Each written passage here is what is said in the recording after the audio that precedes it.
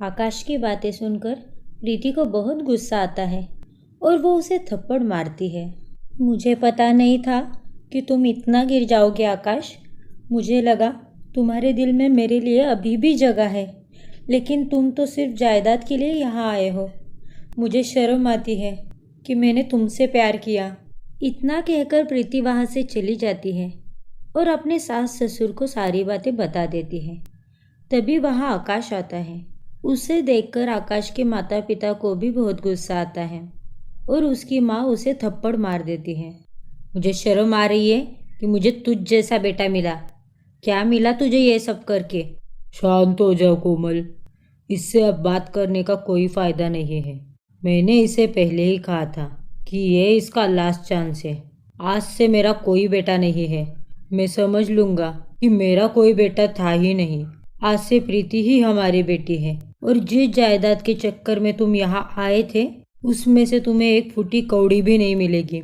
मेरी सारी जायदाद मेरी बहू प्रीति के नाम कर रहा हूँ मैं। निकल जा मेरे घर से और वापस यहाँ कभी मत आना। फिर आकाश वहाँ से चला जाता है और वो वापस रिया के पास आता है और इधर प्रीति और उसके घर वाले बहुत दुखी होते हैं। प्रीति का आकाश के बगैर एक दिन भी नहीं गुजरता था।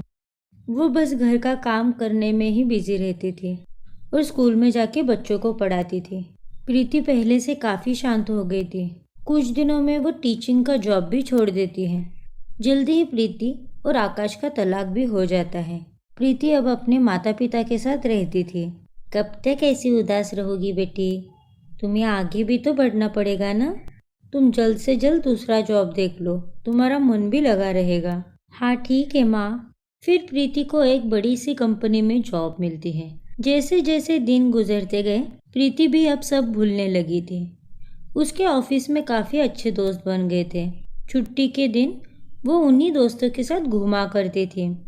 फिर एक दिन प्रीति के घर उसका एक दोस्त आता है, अजय। तुम कौन हो बेटा? अंकल, मैं प्रीति का दोस्त हूँ। लेकिन प्रीति तो घर पर नहीं है, अभी थोड़ी देर पहले ही बाहर चली गई। रुको, मैं उसे फ़ोन करता हूँ। अरे नहीं नहीं अंकल, उसे फ़ोन मत करो। मैं यहाँ आपसे ही बात करने आया हूँ। क्या हुआ बेटा, सब ठीक तो है ना? जी अंकल जी, सब ठीक है। मैं यहाँ बस आपसे प्रीति के बारे में बात करने आया था। वो मैं उससे बहुत प्यार करता हूँ और उससे शादी करना चाहता हूँ। उनकी सारी बातें प्रीति सुन लेती है। अजय, तुम मेरे बारे में ऐसा सोच भी कैसे सकते हो? मैंने तुम्हें कभी उस नज़र से नहीं देखा। हम दोनों तो सिर्फ अच्छे दोस्त हैं ना। आई एम सॉरी प्रीति, तुम्हारा दिल दुखाने का मेरा कोई इरादा नहीं था, लेकिन मैं तुमसे बहुत प्यार करता हूँ। इसीलिए तुम्हें कहने से पहले तुम्हारे मम्मी पापा से बात करने आया हूँ। देखो अजय, तुम प्लीज़ अभी यहाँ से चले जाओ। मुझे अभी इस बारे में कोई बात नहीं करनी। मैं अपने मम्मी पापा से बात कर लूँगी। तुम जाओ यहाँ से। फिर अजय वहाँ से चला जाता है। बेटा, कितना अच्छा लड़का था वो। तुमसे प्यार भी कितना करता है। तुम्हें क्यों नहीं पसंद? लेकिन माँ, मैंने उसके बारे में ऐसा कभी नहीं सोचा। लेकिन बेटा, आज ना कल तो तुम्हें शादी करनी ही है और ये लड़का भी अच्छा है। अब देखो ना, डायरेक्टली हमसे बात करने आया है। उसी से समझ आता है कि वो कितना संस्कारी है। मुझे तो बहुत पसंद आया वो लड़का। हाँ बेटा, लड़का बहुत अच्छा है। तुम चाहो तो थोड़ा टाइम देकर सोच लो। ज़रूरी नहीं कि हर कोई आकाश जैसा ही निकले। तुम्हें भी अपनी ज़िंदगी में आगे बढ़ना है। खुद के बारे में भी तो सोचो। कितने दिन तुम ऐसे अकेले रहोगी? अपने माता पिता के समझाने पर प्रीति मान जाती है और जल्द ही अजय और प्रीति की शादी होती है। उसकी शादी हो जाने पर रमेश, सुरेश और कोमल और सोनल भी बहुत खुश होते हैं। ऐसे ही कुछ दिन बीतते हैं। आकाश, अब तो तुम्हारा तलाक भी हो गया है और प्रीति की भी शादी हो गई है। अब तो तुम्हारे घर वाले मुझे अपनाएंगे ना? हम शादी कब करेंगे? प्रिया, मैंने तुमसे एक बात छुपाई है। मैं यहाँ उनसे सच बोल के नहीं आया हूँ। उन्होंने मुझे घर से बाहर निकाला है और सारी जायदाद प्रीति के नाम कर दी है। वो तो मेरी शक्ल भी नहीं देखना चाहते। क्या? इतनी बड़ी बात तुमने मुझसे अब तक छुपाई? तुम ऐसा कर भी कैसे सकते हो आकाश? मैं तुम्हारे साथ बस इसीलिए थी क्योंकि आज नहीं तो कल तुम्हारे घर वाले तुम्हें अपनाएंगे। और ये बात तुम मुझे अब बता रहे हो कि उन्होंने तुम्हें जायदाद से बेदखल कर दिया है? अरे तो उसमें कौन सी बड़ी बात है रिया? हम दोनों एक दूसरे से कितना प्यार करते हैं। हम दोनों को जॉब भी है। हम दोनों को किसी बात की चिंता करने की क्या ज़रूरत है? और रही बात पैसे की, तो वो तो हम ऐसे भी कमा रहे हैं। देखो आकाश, तुम्हारी तरह मेरे घर वालों ने मुझे फैमिली से बेदखल नहीं किया है। वो बस दूसरे शहर में रहते हैं और मैं यहाँ पढ़ने आई हूँ। अगर मेरे घर वालों ने तुम्हारे बारे में पूछा तो मैं उन्हें क्या बताऊँगी? मैं काफ़ी रईस ख़ानदान से बिलोंग करती हूँ। और तुम्हें देखो, अब तो तुम्हारे पास ना तो फैमिली है ना ही पैसा। मैं तुम जैसे फटीचर के साथ अब नहीं रह सकती। मुझे लगा कि तुम्हारे घर वाले एक ना एक दिन समझ जाएंगे, इसीलिए मैं अब तक तुम्हारे साथ थी, लेकिन अब नहीं। निकल जाओ मेरे घर से और मुझे दोबारा फ़ोन करने की कोशिश भी मत करना। रिया, ये तुम कैसी बातें कर रही हो? मैं तुमसे बहुत प्यार करता हूँ। तुम्हारे बगैर नहीं रह सकता। तुम्हारे लिए तो मैं मेरे घर वालों को भी छोड़कर आया हूँ। उन्हें छोड़कर आओ ये मैंने तुम्हें नहीं कहा था। और वैसे भी तुमने उन्हें नहीं छोड़ा, उन्होंने तुम्हें घर से बाहर निकाला था, इसीलिए तुम यहाँ वापस आए थे। तो प्लीज़ अपनी गलती का इल्ज़ाम मेरे सर पर मत डालो। और रही बात प्यार की, तो पैसा हो तो किसी से भी प्यार होने में टाइम नहीं लगता। अब मैं तुम्हारे साथ नहीं रहना चाहती, निकल जाओ यहाँ से। प्रिया की बातें सुनकर आकाश को बहुत दुख होता है। तब उसे समझ आता है कि उसने प्रीति और उसके घर वालों के साथ कितना बुरा बर्ताव किया था, क्योंकि जो धोखा रिया ने उसे दिया था वही धोखा उसने अपने घर वालों को दिया था। वो अपने किए पर बहुत शर्मिंदा होता है। फिर वो वापस अपने माता पिता के पास आता है। इतना सब होने के बाद तुम यहाँ क्या कर रहे हो? मैंने तुमसे पहले भी कहा था ना कि दोबारा यहाँ आने की गलती मत करना। मुझे माफ़ कर दो पापा। मैं जानता हूँ कि मैंने आप सबका दिल दुखाया है, स्पेशली प्रीति का। मैं आप सबकी माफ़ी मांगना चाहता हूँ पापा। मैं बस यहाँ आपके साथ रहकर अपने पापों का प्रायश्चित करना चाहता हूँ। मुझे आपकी जायदाद में से कुछ भी नहीं चाहिए। मैं बस आप दोनों के साथ रहना चाहता हूँ। अब मैं जान चुका हूँ कि अपनों से धोखा खाने पर कैसा लगता है। मुझे माफ़ कर दीजिए पापा। इतना कहकर आकाश रोने लगता है। उसे रोता देख उसके माता पिता का दिल भी पिघलता है।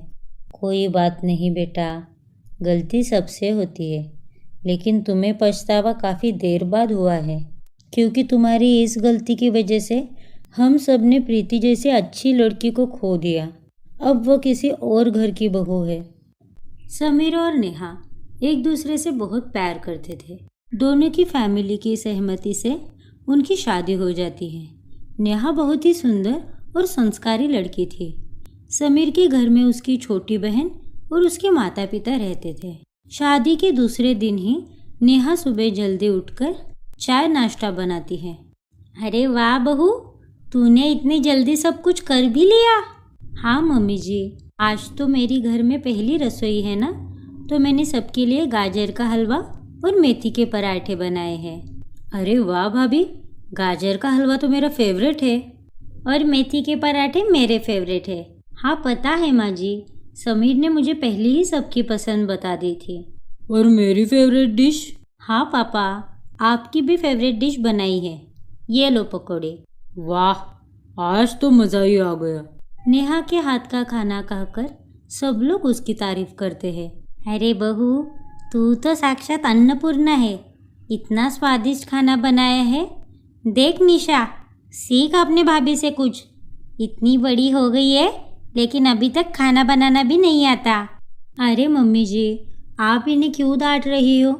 ये तो अभी छोटी है, सीख लेगी धीरे धीरे। ये कोई छोटी वोटी नहीं है, तुमसे बस 1-2 साल ही छोटी है। अब तो इसकी शादी भी करानी है। कोई बेवकूफ़ी होगा जो इससे शादी करेगा। चुप करो भाई, कुछ भी मत बोलो, वरना मैं भाभी के सामने आपकी पोल खोल दूंगी। अरे तुम दोनों फिर से शुरू हो गए। जाओ जाके काम करो अपना अपना। घर का सारा काम नेहा ही करती थी। खाना बनाने से लेकर झाड़ू पोछा, बर्तन, कपड़े, सब काम नेहा करती थी। अरे ओ महारानी, उठ जा, टाइम देखा है क्या? सुबह के 11 बजे है और ये महारानी अब तक सो रही है। क्या माँ, आप भी ना सुबह सुबह शुरू हो जाते हो, थोड़ी देर सोने दो ना। पता नहीं तेरी शादी होने के बाद क्या होगा। जल्दी से नहा धोकर खाने के टेबल पर आ जा। फिर निशा नहा धोकर नीचे आती है। वाह भाभी, स्मेल तो बड़ी अच्छी आ रही है। आपने मेरे मनपसंद छोले भटूरे बनाए हैं ना? हाँ हाँ, वही बनाए हैं। तू तो कुछ काम करती नहीं, तो सारा काम बेचारी नेहा को ही करना पड़ता है। पता नहीं इतनी निकम्मी कैसे हो गई तू। अपनी भाभी को देख, तेरी ही उम्र की है, लेकिन घर को कितने अच्छे से संभाला है उसने। कल तू शादी होकर किसी के घर चली गई तो तेरे नखरे कोई नहीं उठाने वाला। तेरी सास तो तुझे धक्का मार के घर से बाहर निकाल देगी अगर ऐसी काम चोरी की तो। अपनी माँ की बातें सुनकर निशा वहाँ से गुस्सा होकर चली जाती है। ये भाभी का कुछ न कुछ तो करना ही पड़ेगा। माँ तो दिन भर बस भाभी के ही तारीफों की फूल बांधी जाती है। पता नहीं मैंने ऐसे कौन से पाप किए थे जो भाभी आने के बाद एक दिन भी मेरा आराम से नहीं गया। जब देखो तब माँ बस ताने ही मारती रहती है। ये भाभी को सबक सिखाना ही पड़ेगा। फिर अगले दिन निशा सुबह जल्दी उठकर नहा धोकर रेडी होती है और किचन में अपनी भाभी के पास आती है। अरे निशा, तुम यहाँ? आज इतनी जल्दी उठ गई तुम? हाँ भाभी, अब माँ इतने दिन रात मुझे ताने मारती रहती है कि मुझे कुछ नहीं आता, मुझे आपसे सीखना चाहिए, तो यहाँ मैं आपसे सीखने आई हूँ। ये तो बड़ी अच्छी बात है निशा। वैसे मैं भी पूरा दिन घर का काम करके थक जाती हूँ। पहले घर का काम करो, फिर बाद में सिलाई का काम करो। अच्छा हुआ तुम आ गई। ये सब्जियाँ काट कर देना मुझे। फिर निशा सारी सब्जियाँ काट कर नेहा को देती है। फिर नेहा सारा खाना बना लेती है। खाना तैयार होने के बाद में वो अपने कमरे में आती है। तभी वहाँ निशा उसके खाने में मिर्च और नमक मिला देती है। कुछ देर में सब लोग खाना खाने बैठते हैं। अरे ये क्या नेहा, आज तुमने खाने में कितना नमक और मिर्च डाला है। हाँ बहू, ध्यान कहाँ था तेरा? पूरे मुंह का स्वाद बिगड़ गया। पता नहीं माँ जी, मैंने तो सब्जी टेस्ट भी की थी, सब तो ठीक था। पता नहीं अब नमक और मिर्च कैसे ज़्यादा हो गया। तब उसे निशा पे शक होता है क्योंकि किचन में वही थी, लेकिन वो तब कुछ नहीं बोलती। अगले दिन नेहा घर की साफ सफाई करने लगती है। फिर बाद में चुपके से निशा वहाँ आकर गंदगी फैला देती है। कुछ देर में वहाँ सास आती है। बहू, ये क्या है? तूने अभी तक घर की साफ सफाई क्यों नहीं की? तब नेहा वहाँ आती है। घर में पड़ी गंदगी देखकर वो दंग रह जाती है। लेकिन माँ जी, मैंने अभी तो सब घर साफ किया था, पता नहीं ये गंदा कैसे हो गया। अरे बहू, तू क्या अंधी हो गई है क्या? तुझे ठीक से दिखाई नहीं देता क्या?